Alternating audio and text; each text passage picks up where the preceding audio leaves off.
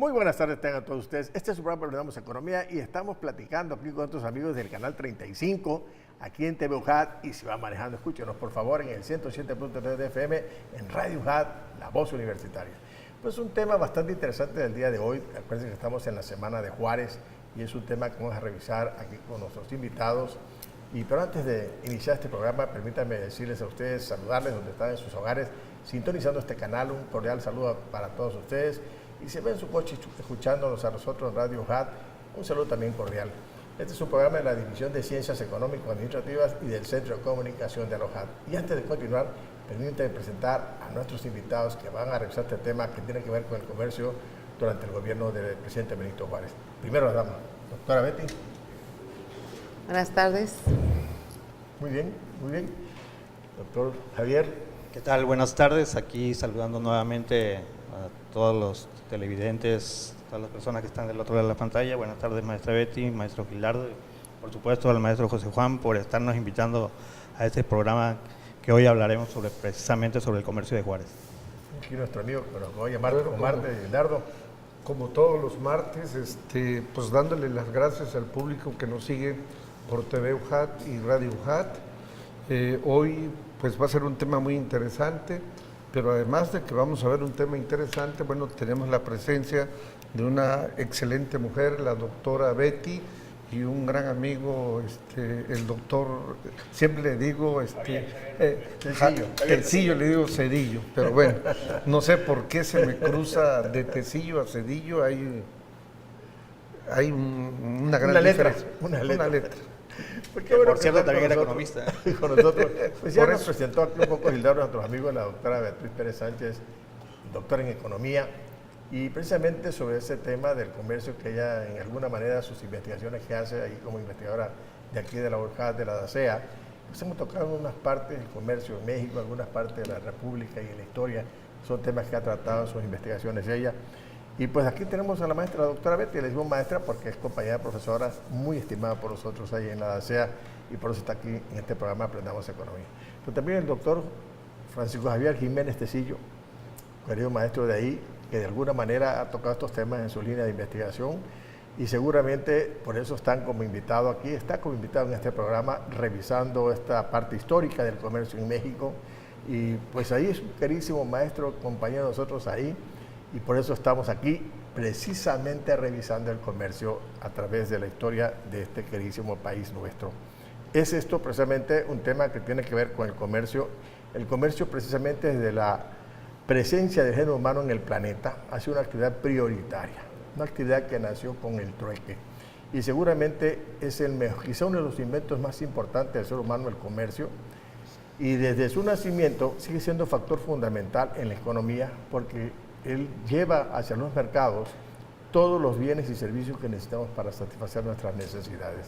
Por estas razones, precisamente, y además que contribuye al crecimiento de la economía y entre otras cosas, por estas razones vamos a revisar nosotros, analizar en este programa el comercio que se generó durante este periodo del gobierno del presidente Juárez, que abarcó desde el 8 de diciembre de 1857 al 18 de julio de 1872. Dicen por ahí que fue el presidente número 27 de nuestro país.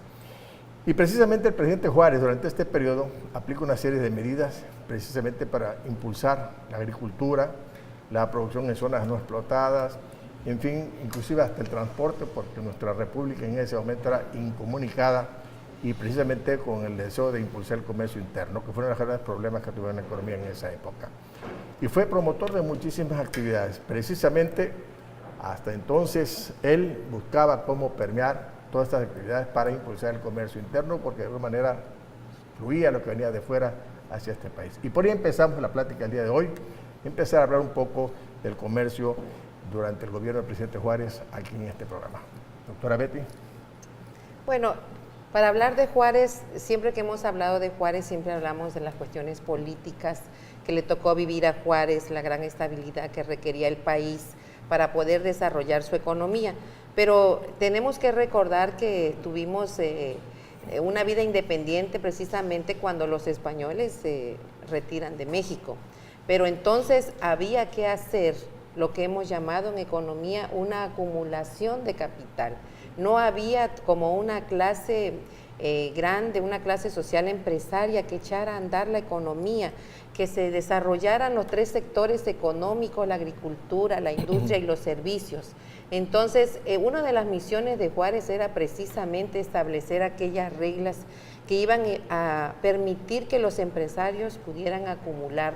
Y entonces empezamos con un sistema proteccionista, pero al mismo tiempo en el mundo se estaba dando una modernidad y un libre cambio del famoso laissez-faire que dejaba y que permitía que el Estado no interviniera en los asuntos económicos, sino que dejara que los empresarios escribieran las reglas para que se diera a través de la oferta y la demanda, la famosa mano invisible que permitiera que las actividades se desarrollaran por sí mismas. Entonces, en esa época, pues le corresponde a Juárez establecer cómo vamos a echar a andar esa economía, cómo los mexicanos van a poder satisfacer sus necesidades materiales a través de las actividades económicas, a través de la división social del trabajo. Y pues para ello había que ayudar a los empresarios a acumular, y muchas de las reglas tenían que ver precisamente con proteger a esos empresarios mexicanos para que pudieran empezar a acumular capital y ese capital fuera destinado a inversiones que se requerían en todas las actividades productivas.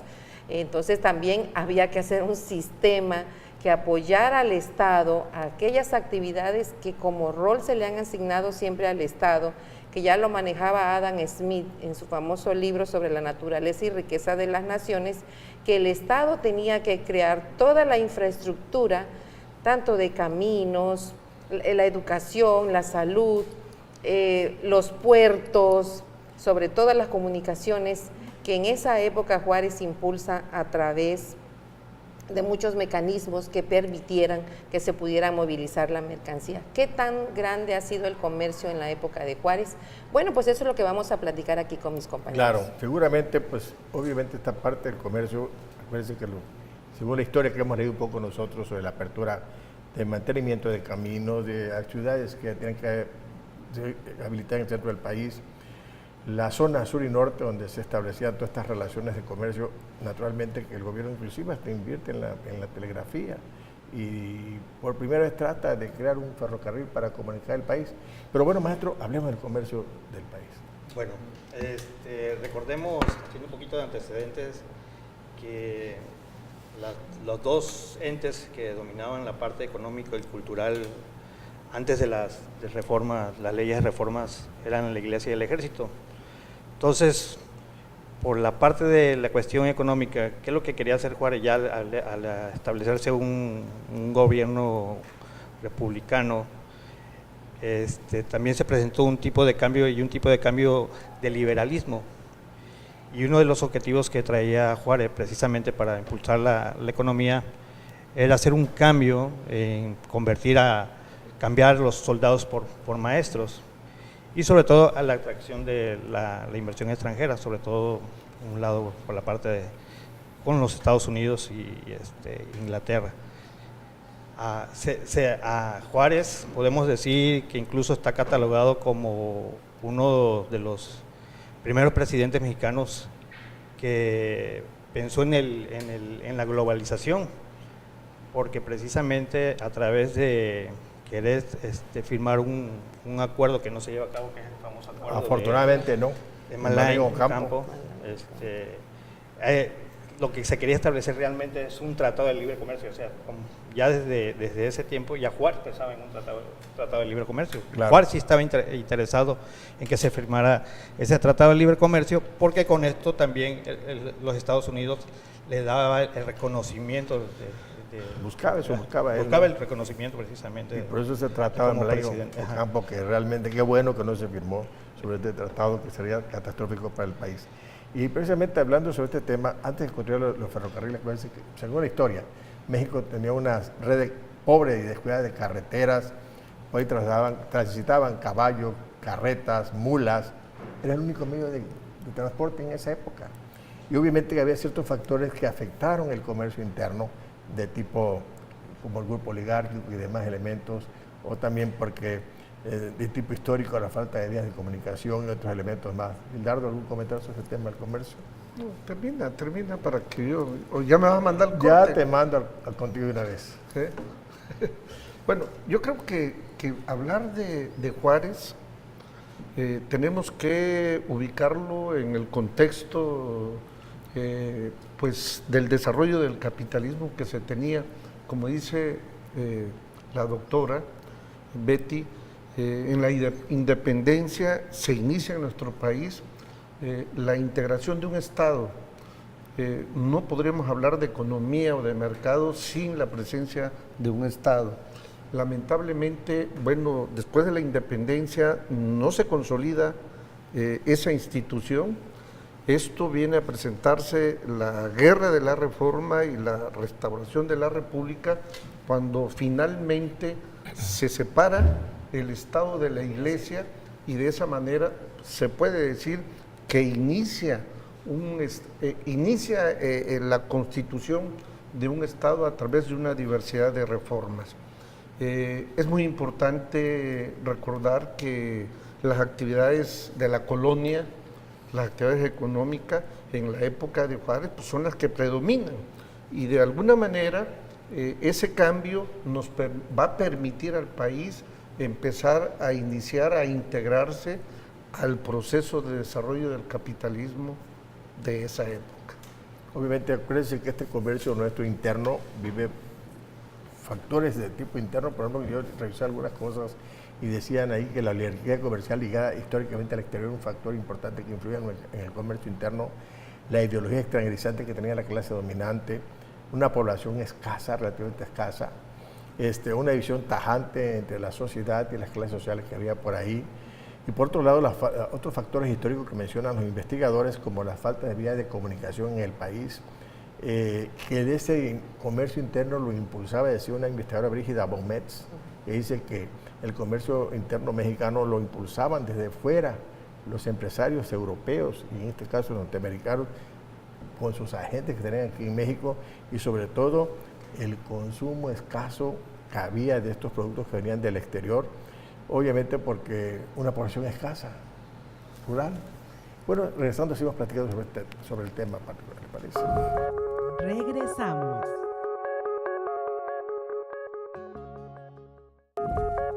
Continuamos.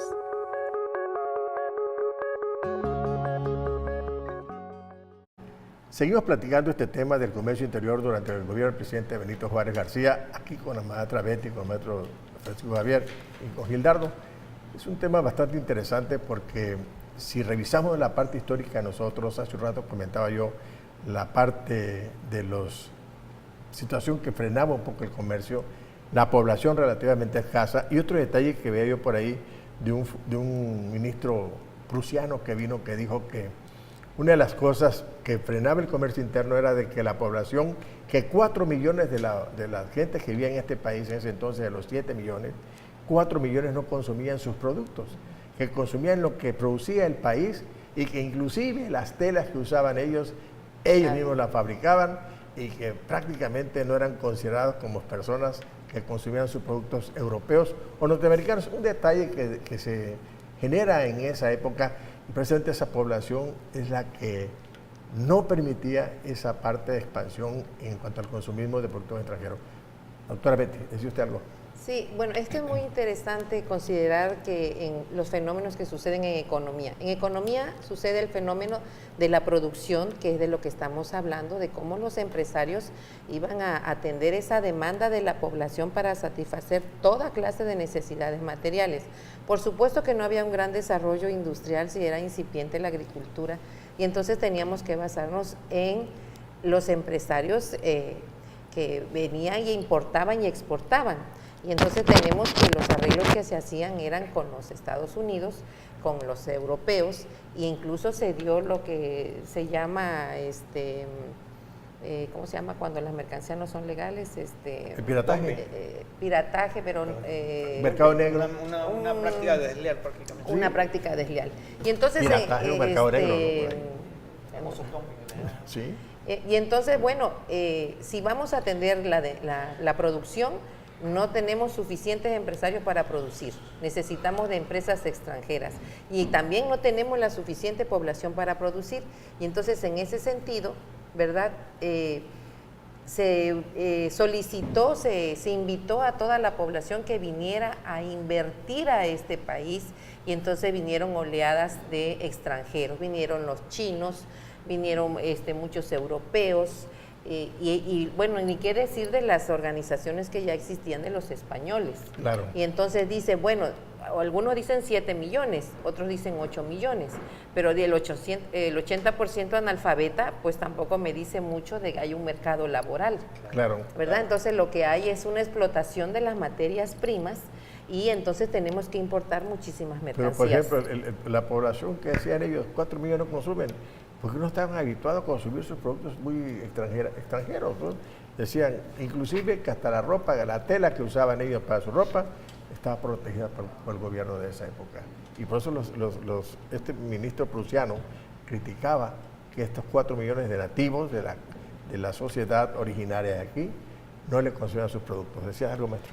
Sí, escuchaba aquí a la doctora Betty lo que mencionaba con respecto a que México no tenía la capacidad precisamente para enfrentar toda esa demanda que se requería y que no se contaba con la mano de obra calificada, vamos a llamarla. Bueno, ¿qué tanto hemos cambiado de ese tiempo para acá? O sea, lo estamos viendo prácticamente lo que está pasando con la cuestión petrolera, ¿no?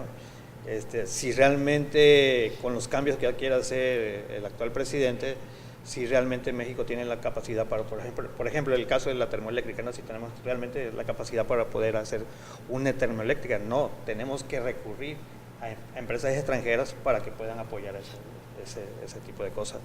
Entre los proyectos que tenía Juárez precisamente, recordemos que estábamos viviendo el apogeo de la revolución industrial, era prácticamente incorporar al país a esta parte de la cuestión industrial y también convertir a México como un puente que se diera entre lo que era la parte de un enlace entre los europeos, los asiáticos y sobre todo también con América del Sur para este intercambio de mercancías o el comercio que se está queriendo dar, ¿no?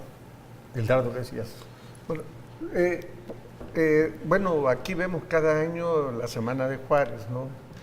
Y cada año vamos a irle buscando hay muchas cosas que se pueden encontrar. 15 años de gobierno. Pero definitivamente la etapa de Juárez, la reforma y la República restaurada, es una etapa que se centra en la consolidación del Estado mexicano.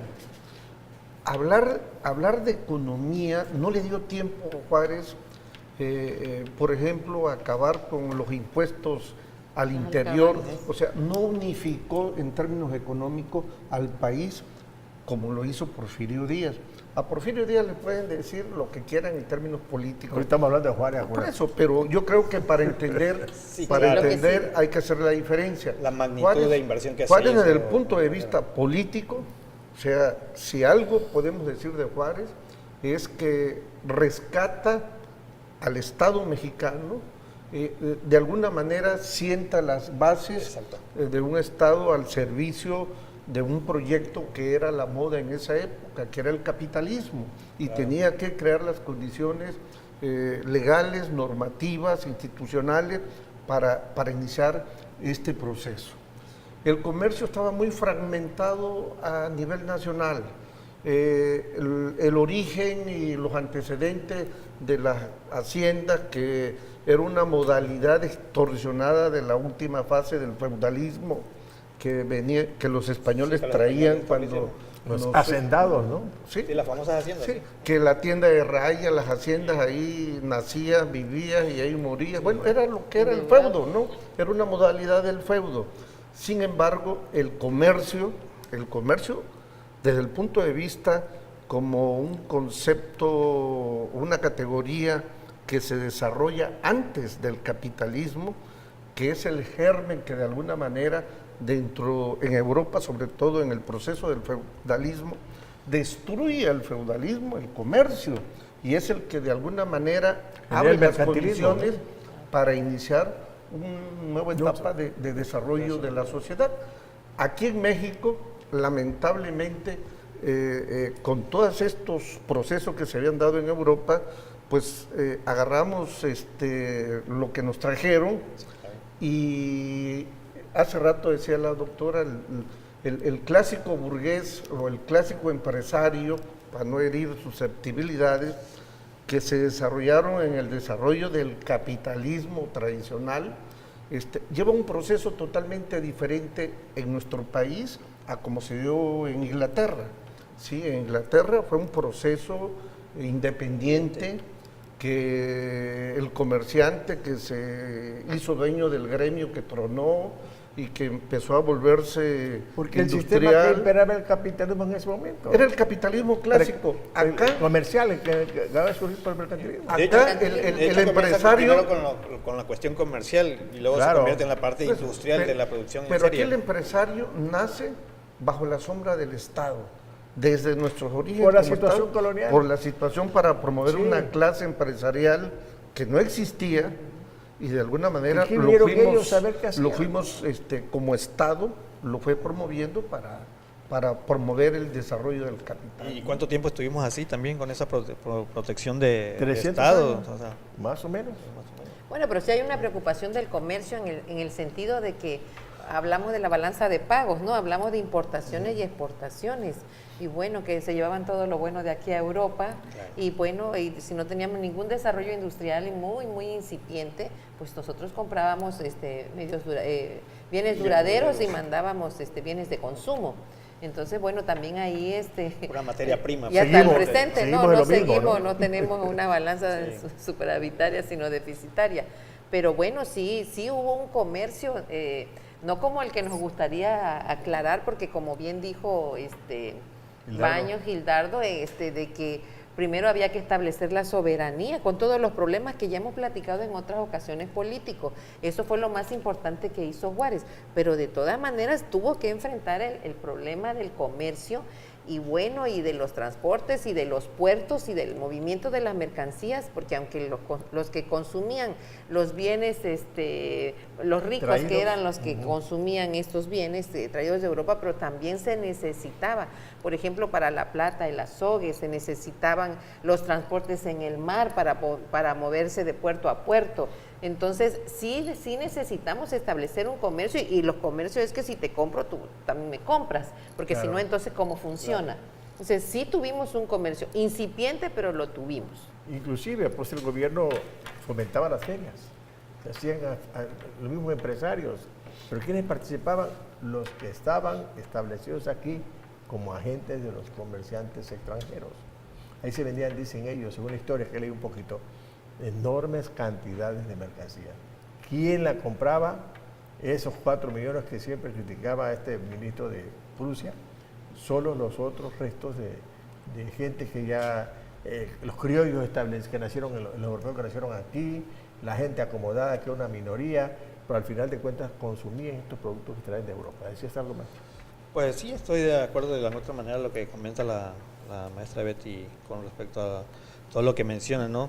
Al final de cuentas sí existía un comercio y lo que nosotros de alguna otra manera, como también la actividad que se daba aquí en México era netamente rural, pues lo que nosotros proveíamos hacia otras partes era prácticamente pura materia prima, ¿no? Claro, Y- además un país incomunicado. Sí, exacto, aparte, ¿no? El desarrollo de los textiles es lo que vamos a reconocer. Importábamos lino, importábamos algodón, importábamos paños, todo lo que tenía que ver con los textiles. De hecho, si hubo un desarrollo primero, pues son los textiles, ¿no? textiles. Son los textiles claro. mexicanos, ¿no? Claro, por supuesto. Y la gran huelga hubo también por ese detalle, ¿no? Y yo creo que por ahí va el Pero, comercio. pero no Decías se da algo. en la época de Juárez, ya entra saliendo Juárez, donde empieza a consolidarse la industria textil. Yo lo que entendí que mencionaba aquí el maestro José Juan es que al final de cuentas había una división de sociedad. Las personas que vivían prácticamente en las comunidades estas rurales y las personas que vivían prácticamente en la metrópolis, que estas eran las que de alguna otra manera el bajo porcentaje que consumían cosas que venían de Europa o del extranjero, y que la gente que estaba en el ambiente rural, eran gente que vivían del autoconsumo, según lo que se Sí, porque es un escaso, decían ellos, un escaso consumo nacional. Pero que al final de cuentas este comercio interno se impulsó, quizá no como se hubiese esperado, porque era una república pues disgregada, sin medios de comunicación, Tabasco, por hablar de nuestro estado, totalmente separado de la integración nacional. Pero regresando, seguimos planteando el tema, ¿les parece? Regresamos.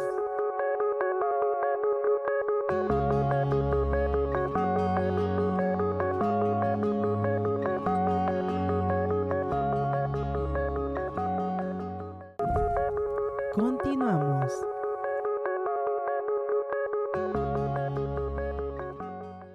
Seguimos platicando este tema del comercio en la época del presidente Benito Juárez García, aquí con la doctora Beatriz Pérez Sánchez y el doctor Francisco Javier Méndez y con nuestro amigo Gildardo López Baño, y estamos tratando este tema del comercio. Hoy sí quisiera que en este segmento empezáramos a comentar un poco acerca del comercio exterior. Acuérdense que todo lo que se comercializaba en el interior de este país se traía de fuera, se traía precisamente de productos europeos y obviamente después se trajeron productos de aquí de Estados Unidos y fue que se creó la primera zona libre en Juárez, ahí en la zona de Tamaulipas, con el presidente Juárez, en Tamaulipas, porque entonces empezó a haber una competencia de los productos de Estados Unidos con los productos europeos. Y eso de alguna manera impulsó el comercio en este país porque se importaban todos estos productos. Naturalmente que en esa época nosotros nos convertimos en exportadores de productos agrícolas y materias primas. Y nos concretamos a importar muchísimos productos de Europa y de Estados Unidos. Naturalmente que todo se realizaba por la vía marítima. Y por ahí empezamos a hablar sobre este tema del comercio exterior. Sí, todo era a través de los barcos, pero a mí me llama la atención que estaba diciendo Gildardo que es hasta Porfirio Díaz, que es que realmente hay un desarrollo de la economía, ciertamente, porque en esa época Juárez sí cuida mucho el proteccionismo, porque los empresarios locales, la naciente clase burguesa, le pide que lo proteja, que proteja sus ganancias para que pueda acumular. Y entonces esas empresas que estaban comerciando con Europa, pues son las que querían que quitaran una serie de impuestos. Y entonces esos impuestos eran precisamente para proteger a los empresarios locales. Y entonces es lo que hace rato traté de decir, que era el contrabando que se da con los Estados Unidos. Lo porque que se llama dice, fayuca. Exacto, que no quería decir fayuca. Precisamente eso es lo que esperan, ¿no? Que como no le quitaban los impuestos, pues entonces por la vía del contrabando, en esa competencia desleal que había entre los norteamericanos y los europeos. Y como siempre, éramos el jamón del sándwich, ¿no? Un lado los productos norteamericanos, otro lado los productos europeos, y a ver qué recibíamos nosotros aquí en este país, importando todo. ¿Decía algo, doctor? Bueno, sí, efectivamente, esta guerra que se da comercial entre los europeos y los estadounidenses, pues caemos en la parte que menciona la maestra Betty, de contrabandear mercancía, y el intercambio que hay de un lado para otro, tanto con los Estados Unidos como con los europeos, que tiene que ver con no nada más cuestiones agrícolas, sino que también habían productos como telas, maderas, etcétera, ¿no? Que se daban intercambio entre tanto con Europa como con los Estados Unidos. Y yo vuelvo a insistir en la parte precisamente de ese famoso tratado que usted dice que no se hubiese firmado. Yo dejaría mejor la pregunta ahí, ¿qué hubiese pasado si hubiese firmado ese tratado? Porque sí hay una corrección a ese tratado, sobre todo en su artículo 8, en el cual deja de ser a perpetua ese tratado, precisamente porque senadores de Estados Unidos se dan cuenta de que no puede ser a perpetua y hacen un cambio. Un mismo senador de Estados Unidos hace el cambio precisamente a que sea a 10 años. Juárez está de acuerdo con esa parte, y Juárez estaba animado porque se iba a firmar el tratado, por lo que ya mencionamos, ¿no? Para darle reconocimiento. $3 millones que le iban a dar. Aparte, ¿no? Pero de alguna otra manera lo que quería era permitir en igualdad de condiciones el quitar los impuestos a los productos tanto extranjeros como mexicanos, pero en igualdad de condiciones. que al principio los Estados Unidos sí estaba poniendo más del lado, más inclinada la balanza hacia los productos estadounidenses. Eso es de alguna Decía manera. Gilardo. Bueno, mira, lo del tratado, yo creo que eso podríamos algún día Discutirlo, tocarlo, ¿no? Sí, yo creo que comercio, como es el tema del comercio, el comercio interno o el mercado interno era muy fragmentado, era muy limitado. O sea, no había vías de comunicación, la estructura económica agraria que existía limitaba regionalmente esa actividad. El comercio exterior quizás era el que más, habían lugares que tenían las condiciones geográficas para hacerlo. Un lugar o una región era aquí el sureste. Nosotros exportábamos madera, el famoso palo de tinte, que jugaba un papel muy importante en la industria textil, café, hay una diversidad, especias. caña de azúcar, había una diversidad Por la misma situación del Golfo. río, porque la vía de comunicación principal en esa época era el río. era la vía fluvial, salía directamente a Frontera o a Ciudad del Y era la Carmen, y por ahí Campeche. se iba. Aunque no Tampico. estábamos integrados a la República. No estábamos integrados a la República, pero sí al mercado, al mercado mundial. mundial. Sí, Nueva Orleans. Con una marina mercante que no era de nosotros. Pero los puertos más importantes eran Veracruz.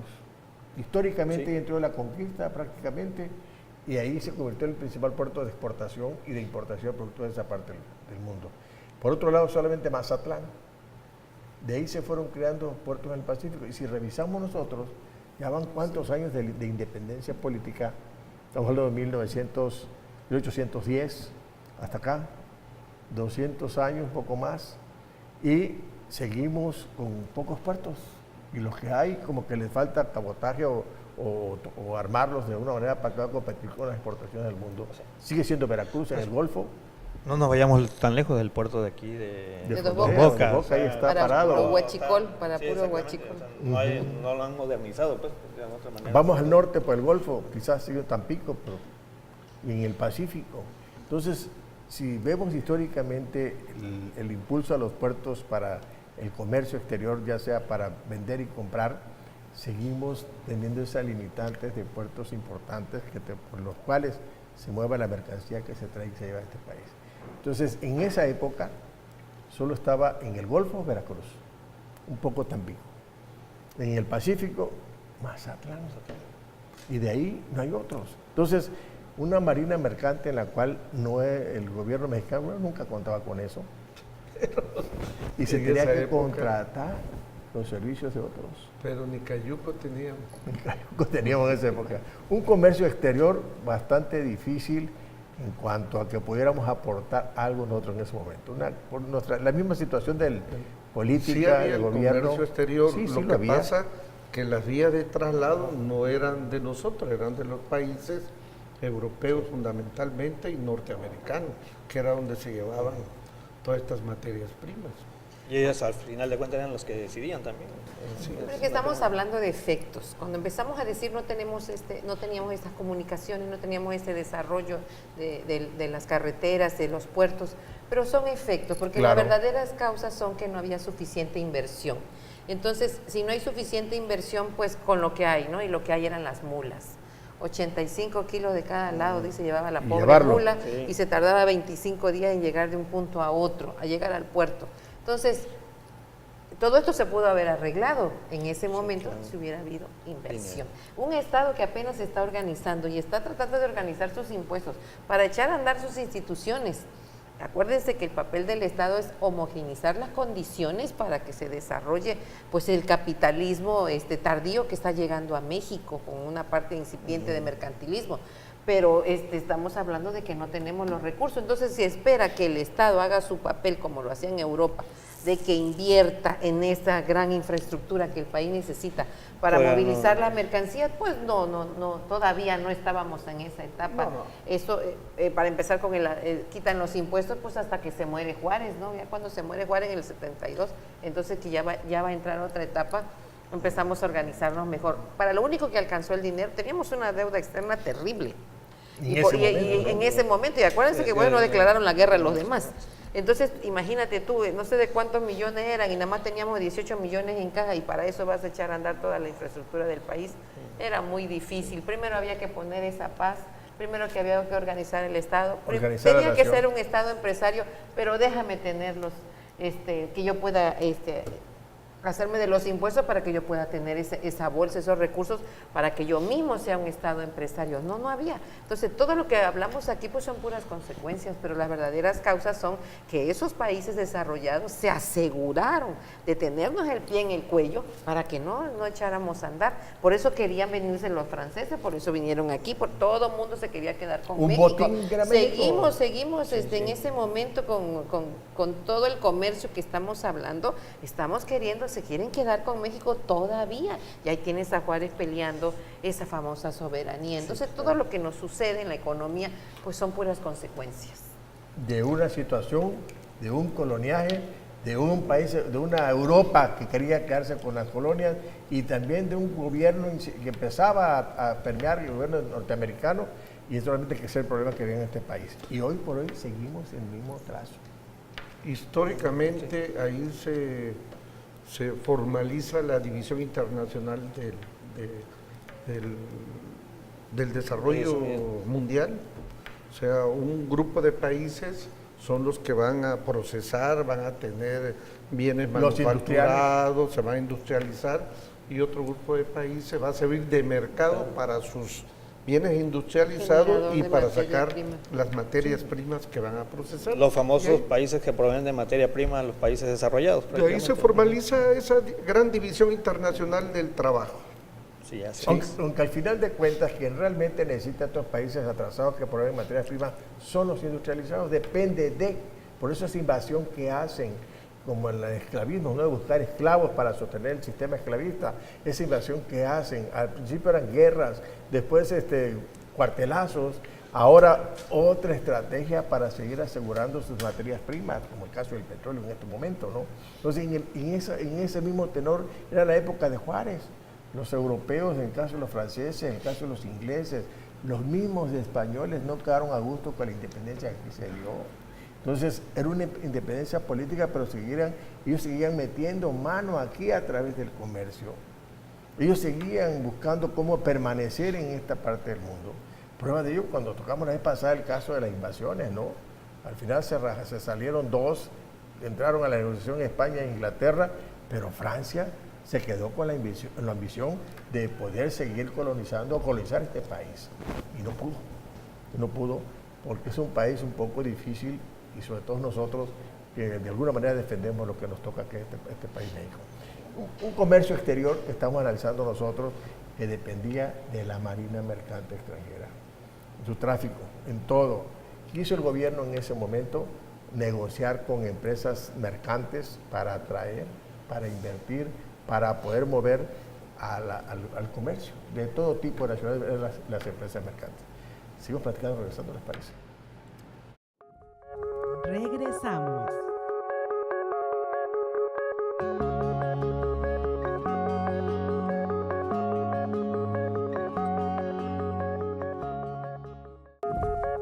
Continuamos.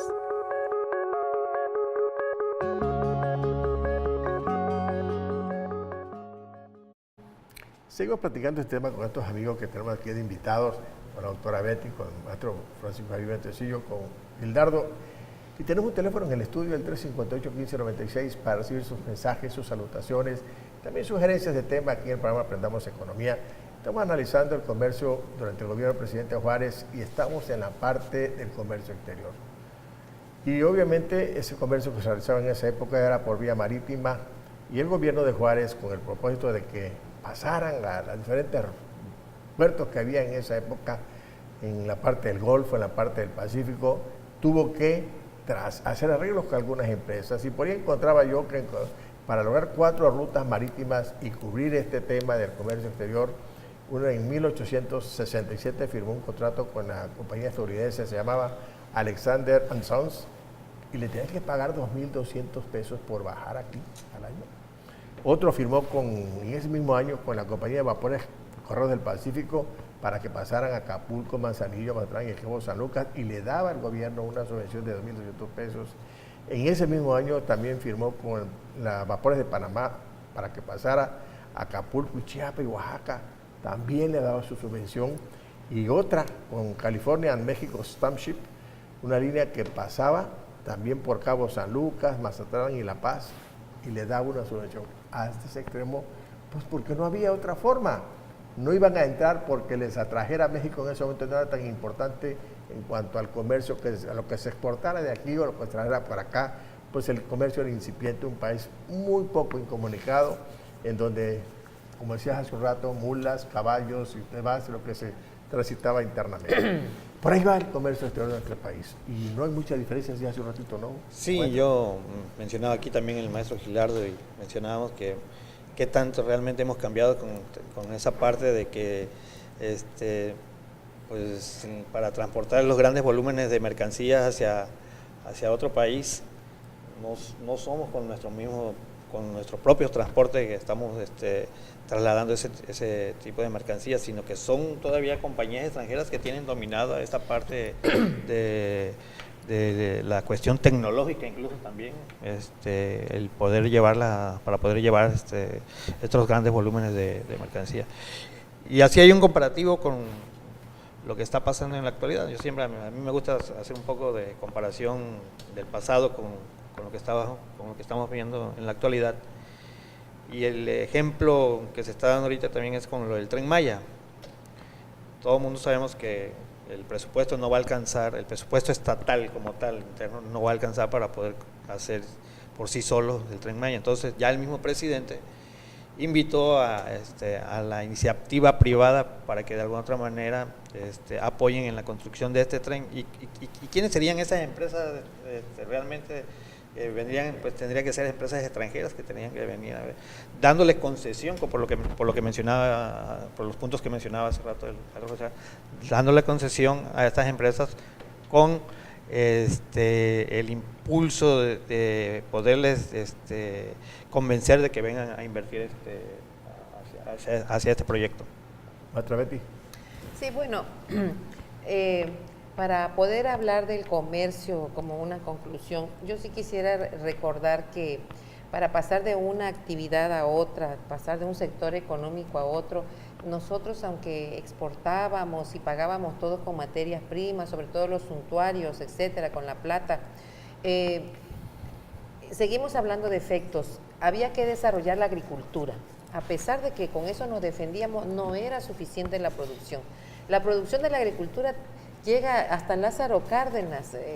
El problema de la tierra, el problema de producir suficiente de tal manera que se generen grandes ganancias que puedan ser transferidas a ese otro sector que nos interesa desarrollar, que es la industria, para poder estar en sintonía con lo que se está manejando en el mundo, a través de la competencia, a través de la industria, de la transformación. No podíamos hacerlo con esa agricultura incipiente. No podemos hablar de comercio si no hemos desarrollado una agricultura a todo vapor que deje esa ganancia, que desarrolle la industria. Y entonces cuando tú me dices que el sector agrícola está en su apogeo y que el industrial ya empezó y ya arrancó, entonces podemos hablar de desarrollar el sector servicios, que va a permitir que todas las mercancías se movilicen y que va a permitir que exista un sistema financiero y que va a permitir entonces hablar de ese comercio pujante que hubiéramos querido en la época de Juárez, pero que como consecuencia, hasta que se va la Revolución Mexicana y resolvemos el problema de la tierra, entonces podemos hablar de desarrollar la agricultura. Estamos en una etapa incipiente en que volvemos a lo que dijo Baños, apenas estamos luchando por la soberanía, apenas estamos preocupados por desarrollar el Estado, las bases de una administración pública. Entonces, pues todo lo demás va a ser consecuencia, ¿no? Claro, de una situación. Hildardo, decías algo. Fíjate que este periodo es tan interesante para ir creando las instituciones o definiendo las políticas de carácter económico ya como un Estado establecido, que a mí me llama mucho la atención. Matías Romero fue ministro de Hacienda de Juárez, y una de sus propuestas era no cobrar el impuesto, por ejemplo, a la exportación del oro y la plata, pero sí cobrar a las mineras el 5% de las utilidades. O sea, ¿cuál era el monto de los impuestos de la exportación? Que eran grandes volúmenes de plata y oro, que ellos prefieren mejor cobrar el 5% de utilidades, los grandes márgenes de utilidades que tenían las empresas mineras. Cabe duda que este periodo de Benito Juárez, creo que desde un punto de vista muy personal, debe de ser recordado como la persona que rescata desde el punto de vista de la lucha que hace, porque hace una lucha, es un gobierno itinerante, no solamente se enfrenta a las leyes, a la aplicación de las leyes de reforma con el clero, sino que se presenta también el problema con los franceses de querer imponer un gobierno... Defender la República. ¿Mande? Defender la República. Sí, defender la República, la defendió, rescata el Estado, inicia algunos planteamientos de consolidación para promover el capitalismo, pero pues no le da el tiempo y bueno, entra. Ya tenía 15 años en el poder. Y ya se ve 15 años. y venía por la próxima reelección. Si no se muere, cuando se Si muere. no se muere. Saludos, Betty, te van a saludar un tal Pedro Antonio por tu intervención. Saludos, un fan tuyo que saludos. tienes allá afuera. Saludos, Gracias. Pedro Antonio. Saludos a la maestra Gracias. Betty. Yo voy cerrando este punto de este tema. Yo sí quiero cerrar 4 cosas. Una, por ejemplo, sobre este caso del comercio exterior. El comercio también implica el comercio interno de México. México sigue siendo importador de bienes de consumo y exportador de materias primas. Un punto número 1. 2, que los productos manufacturados de Estados Unidos, de Europa en particular, continuaron invadiendo el mercado interno. 3, las importaciones en esa época crecieron más de 4 veces de lo que se importaba. Y por otro lado también que predominaron los bienes de consumo, principalmente artículos manufacturados, no duraderos, como textiles, ferretería, mercancías metálicas, entre otras. Y productos de inversión como máquinas y herramientas en el país. Por ahí se fue metiendo el comercio exterior de este país. Llegó a ese punto porque realmente, decíamos hace un rato aquí los que estamos platicando el tema, no era más que materias primas que mandábamos nosotros y productos al exterior. Maestro, vayamos cerrando el tema del comercio en el gobierno de Juárez. La clase empresarial que requería México se empezó a gestar ahí con Juárez. Se empezó a apoyar a toda esta gente que vino en oleadas y que fueron los que hicieron las grandes empresas, los españoles, los alemanes en el norte, los chinos. Bueno, fueron invitados todos, pero para que fueran hombres económicos para que vinieran a invertir. Entonces, a él se le debe también, pues es la primera etapa del capitalismo, ese mercantilismo basado en los metales preciosos, se empezó a gestar esa clase empresarial. En el gobierno de Juárez. El gobierno de Juárez. Muy bien, empieza la parte de la oligarquía que hoy conocemos. ¿Decías algo? No, el invitado. Vayamos cerrando tus Bueno, conclusiones. Quizás me voy a escuchar un poquito más... Adelante, tú aviéntate. Moderno. No, Lo que más quieras moderno. comentar. Un poquito pesimista, ¿no? Adelante. Pero bueno, es prácticamente una observación que a pesar de que han pasado casi 160 años, ¿no? de las famosas reformas que hizo en lo educativo, en lo cultural, en lo social y en lo económico, pues México sigue, en la actualidad seguimos teniendo una desigualdad en la parte educativa, en la parte social, y si lo vemos por la parte del comercio, pues nuestra balanza siempre sale siempre de forma deficitaria. O sea, ¿qué tanto hemos cambiado realmente de allá para acá, ¿no? Con respecto, sí, ok, se sentaron las bases, se hicieron muchas cosas, pero realmente hemos aprovechado todos esos cambios, o sea, porque pareciera ser que llegamos veníamos caminando con todo este acomodamiento de reformas, etcétera. Llegamos hasta Porfirio Díaz, que menciona que de alguna otra manera se le dio un gran impulso a la inversión extranjera, y llegamos hasta la Revolución Mexicana, que pareciera ser que volvemos a comenzar otra vez. Otro punto, paramos Vamos y volvemos a comenzar. Así. Gildardo. Mira, México nace como país independiente, nace endeudado de entrada. Somos un país que siempre hemos estado endeudado y cada vez más deuda. Sí. Esta época, ya la doctora Betty mencionó un concepto, capitalismo tardío, o sea, nosotros llegamos tarde al reparto. De alguna manera ya nos formamos en la cola con ciertas condiciones, ciertas características y no nos movemos de ahí y está difícil que nos podamos mover. Esta etapa de Juárez es la etapa de lo que se conoce como la acumulación originaria del capitalismo. Las leyes de reforma liberan mano de obra, que es una condición muy importante. Pues qué bueno, fíjese, pues yo realmente agradezco a la doctora Beatriz, al control de este programa, doctor Francisco. Gracias por la invitación, maestro. Gildardo Bolívar, ¿dónde anda? Ya está, pienso, se quedó, no llegó el programa. Paseando. Y bueno, te agradecemos aquí a ustedes que han sintonizado este programa. Aprendamos Invitar para el gallo, ¿no? El día de mañana. Mañana el gallo universitario, a las 7 de la mañana nos reunimos ahí donde está el Instituto Juárez. Y agradecemos a ustedes su presencia, el maestro Carlos Master, la doctora Claudia, maestra Claudia, a Gustavo aquí en la cámara y también en cámara, los dos Gustavos, Carlos Eduardo, y a todos aquellos que están aquí haciendo posible para Aprendamos Economía. Sobre todo a ustedes que los sintonizan ahí en su hogar y que nos van escuchando en Radio Hat. Nos vemos el próximo martes. Hasta pronto. ¿A qué hora?